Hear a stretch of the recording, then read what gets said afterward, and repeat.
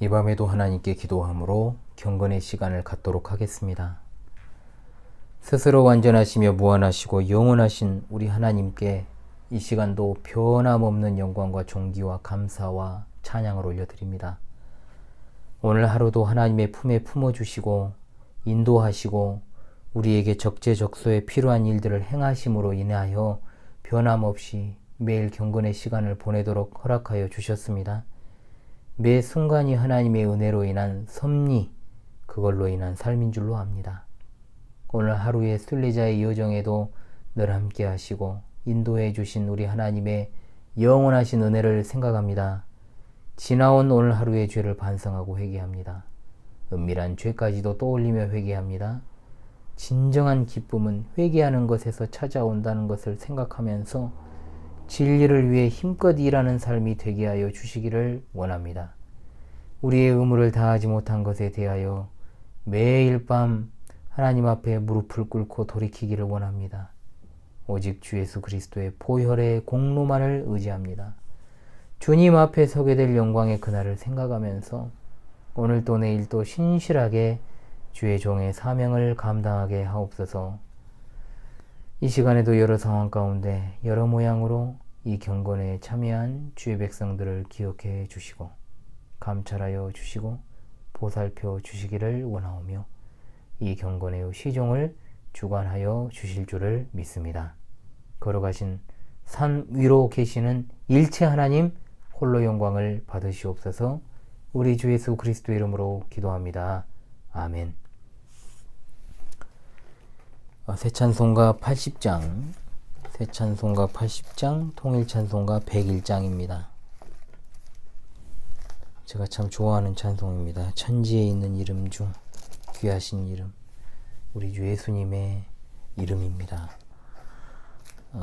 새 찬송가 80장, 통일 찬송가 101장입니다. 함께 부릅시다. 천지에 있는 이름 중 귀하고 높은 이름, 주 나시기 전 지으신 구주의 이름 예수.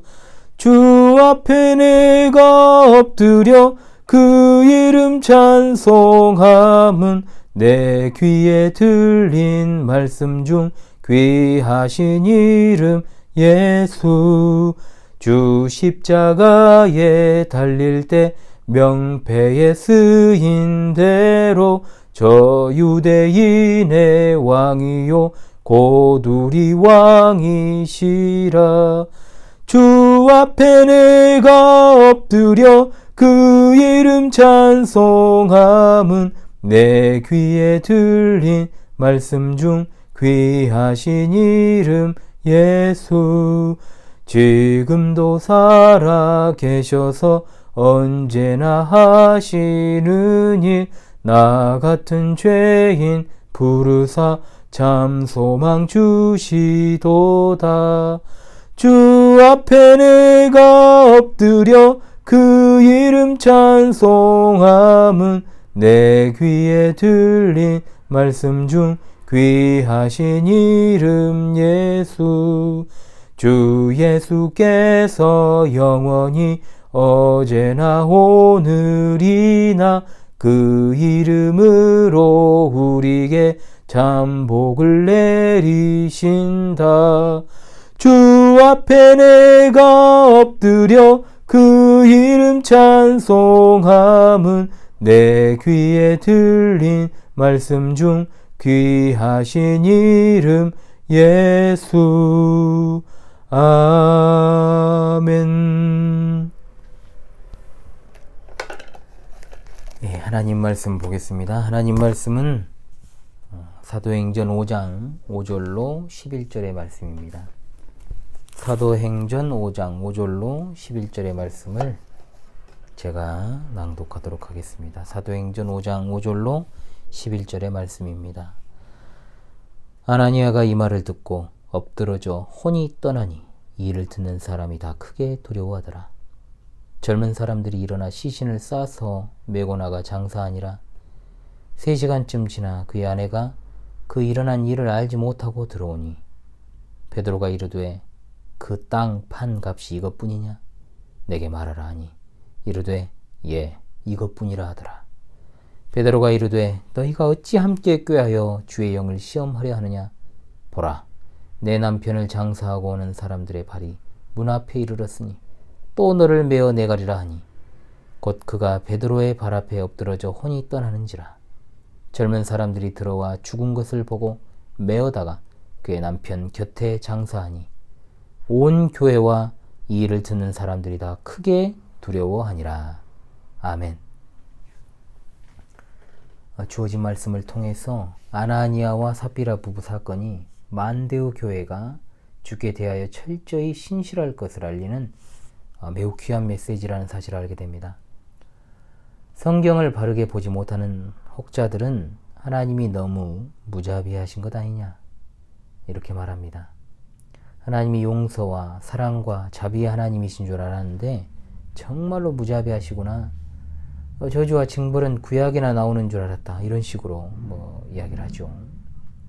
그러나 그 이해 자체도 그릇되거니와 이런 사람들의 특징은 구약의 하나님과 신약의 하나님이 마치 다른 하나님처럼 생각하는 것이 있습니다. 우리 하나님은 태초로부터 지금까지 영원 불변하시는 동일하신 하나님이심을 우리는 믿습니다. 하나님께서는 교회의 순결성을 지키시기 위해 죄를 지은 그들을 교회에서 제거하셨습니다. 그들의 죽음 자체가 비극적인 것이 아니라 가장 순수하다고 하는 초대교회에서조차 이런 비극적인 일로 교회가 무너질 수 있는 일이 일어났다라는 것이 비극적인 것입니다. 사랑하는 시청자 여러분, 우리는 사람의 저울로 이 부부의 죄를 달지 말고 하나님의 저울로 그들을 달아야 할 줄로 믿습니다. 다른 모든 성경의 기사도 마찬가지입니다.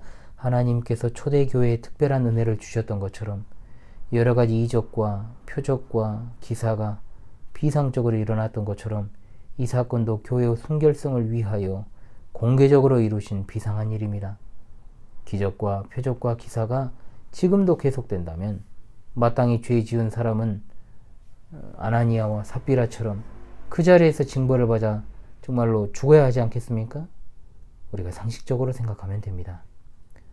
하나님께서는 하나님 자신과 교회를 조롱하는 모든 위선자들에게 얼마나 무서운 심판이 기다리고 있는가를 두 사람의 이 눈에 보이는 형벌을 통해 명시하시고 만데오 교회에 그 두려움을 전달하게 하셨습니다. 지금 베드로가 아나니아를 죽인 것이 아닙니다. 그리고 베드로가 아나니아를 죽이기 위해 성령께 간구하지도 않았습니다. 베드로는 그의 위선과 거짓을 지적했고 하나님의 성령께서 그 심판을 수행하신 것입니다. 엎드러져 혼이 떠났다는 것은 문자적으로 마지막 숨을 쉬다 또는 죽다는 의미인데 대개 하나님의 심판에 따른 죽음을 내포하는 말로 사용된 것입니다. 5절 하반절에 이 일을 듣는 사람이 다 크게 두려워하더라. 바로 이것이 만데오 교회를 향하신 그리고 오늘 이 시간에 이 말씀을 듣는 시청자들이 갖고 있어야 될 하나님의 의도이십니다. 여러분, 하나님의 심판이 두려우십니까? 두렵다면 우리는 절대로 하나님과 그분의 교회를 조롱하거나 또는 모독하는 위선과 거짓의 죄를 짓지 말아야 할 것입니다. 순수한 마음으로 십자가 지고 가는 신실한 성도들 다 되시기를 바랍니다. 7절로 8절에 삽비라가 등장하지요. 8절에서 회개의 기회가 그에게 한번 주어집니다. 오자마자 징벌받아 죽은 게 아닙니다. 그 땅 판값이 이것뿐이냐? 그러자 약속이나 한 것처럼 예, 이것뿐입니다 라고 했습니다. 하나님의 은혜를 경험하지 못한 자들의 완고한 마음이 여기에 등장합니다. 사실 아나니아와 삽비라뿐만 아니라 무수히 많은 사람들이 위선의 죄를 범하고 하나님을 속이려 하는 불신앙적 파렴치한 죄악을 범합니다. 그런데 왜 하나님께서는 그런 사람들에게 죽음의 형벌을 내리시지 않을까 생각해 보게 되지 않습니까? 그것은 실로 하나님의 주권에 속한 것으로 하나님께서 심판의 시기와 방법을 정하십니다. 그럼에도 불구하고 성경에 등장하는 아나니아와 삽비라 부부를 향한 즉각적인 조처는 아담의 범죄를 떠올리게 하고 하나님이 명하지 않은 다른 불로 제사하려다 그 자리에서 죽은 나답과 아비후를 떠올리게 하며 이미 말씀드린 아간을 떠올리게 하고 또한 법궤에 손을 대었다가 죽은 웃사를 떠올리게 됩니다. 이 모든 것들은 거울 속에 비치는 것처럼 우리 앞에 보여지는 것들입니다. 사실 갑자기 죽는 것보다 더 두려운 것은 영원한 불못에 던져지는 일 아닙니까? 9절에 베드로가 이르되 너희가 어찌 함께 꾀하여 주의 영을 시험하려 하느냐? 보라, 내 남편을 장사하고 오는 사람들의 발이 문 앞에 이르렀으니 또 너를 메어 내가리라 하니. 아나니아에게 한 말을 다른 말로 조금 바꾸어 말했습니다. 성령님은 사람들의 마음을 속속들이 아시는 하나님이심에도 불구하고 마치 모르시는 것처럼 취급하고 전혀 주의하지 않고 사기 행각을 벌였기 때문에 베드로는 그가 주의 영을 시험하려 했다라고 말한 겁니다. 아나니아와 삽비라가 이처럼 공범죄를 저질렀을 때 그들은 하나님께서 마치 아무것도 모르시는 것처럼, 마치 뭔가에 가려진 것처럼 자기들끼리만 그 계획을 알고 있다라고 생각했습니다. 얼마나 여러분 가련합니까? 그것은 바로 하나님을 시험하는 무서운 행위입니다. 성령께서는 교회를 지배하시는 분이십니다. 요한복음 16장 8절에 성령이 오시면 그가 세상을 심판하실 것이라고 했습니다.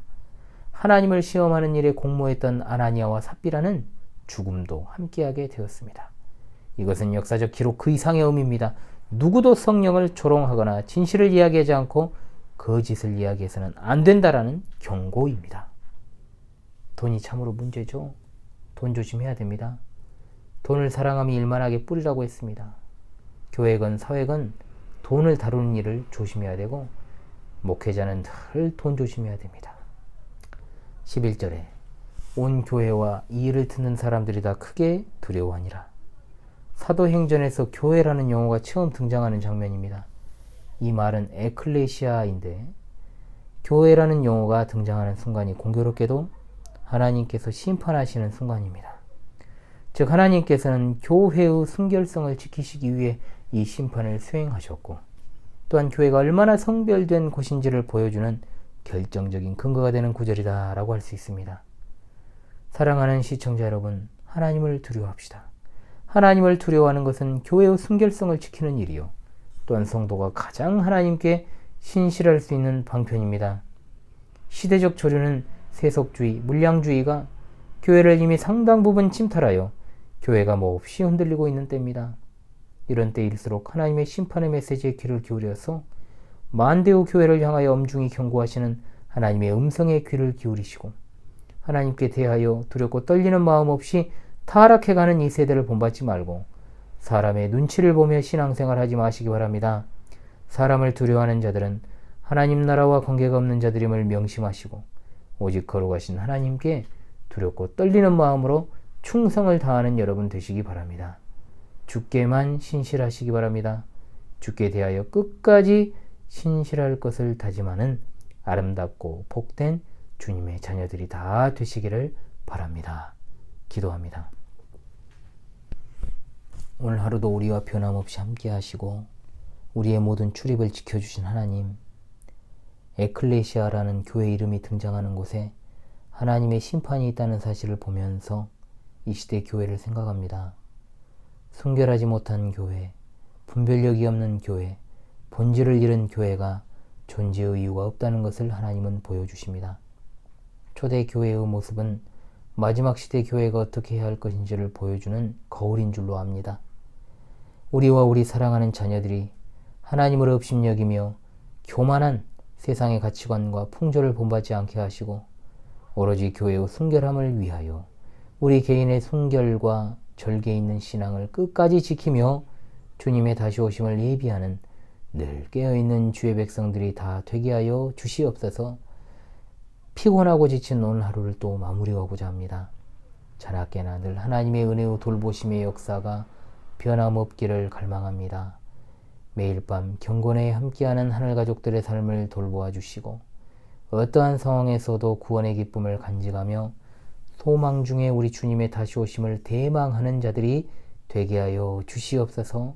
모두가 다른 환경과 상황에 있지만 저 천국을 향하여 같은 곳을 바라보는 같은 길에 서 있는 주님의 몸된 교회의 지체들이 다 되게 하여 주실 줄로 믿습니다.